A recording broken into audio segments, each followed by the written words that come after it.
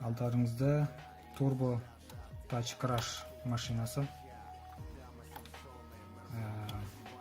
Chico фирмасыныкы. Біздің бұл машинамен ойнап жүргенімізге 5-6 ай болып қалды, сондықтан көріп тұрсыздар, кішкене күйі нашарлап кеткен. Сырыла бастаған, сырты кір қожалақ. Оған назар аудармайсыздар деп үміттенемін. Біздің айтқымыз келгені басқа нәрсе. Машина краш тестке арналған, яғни барып қабырғаға соғу үшін. Сондықтан корпусы шыдамды. Мына жерде пингурятник бар. Есігі капоты ашылады. Қалай ашылады, оны қазір алдағы уақытта көрсетем. Алдымен функциясына тоқталып өтейін. Функциясы 3 бөліктен тұрады. Бірінші бөлік 0, яғни жай ғана машина ретінде айдай бересің.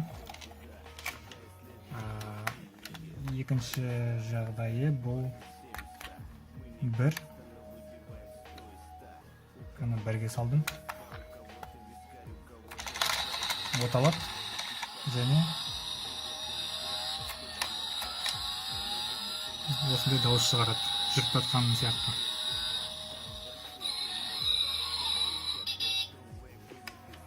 Үшінші жағдайы бұл енді автоматты өзі жүруге арналған. Үшінші жағдайына салдым. Ана өзі оталады. Машина өздігіне жүреді, ол жүру үшін біз үстінен басамыз. Қараңыз, мына жер басылғаны көрінеді. Неғұрлым көп бассақ, машина соғұрлым алысқа жүреді. Қараңыз. Машина краш тестке арналған деп айттым жаңа. Сондықтан қабырғаға барып соғылғанда екі есігі және капоты ашылады. Разбить по частям, по горстям, все лучшее гостям.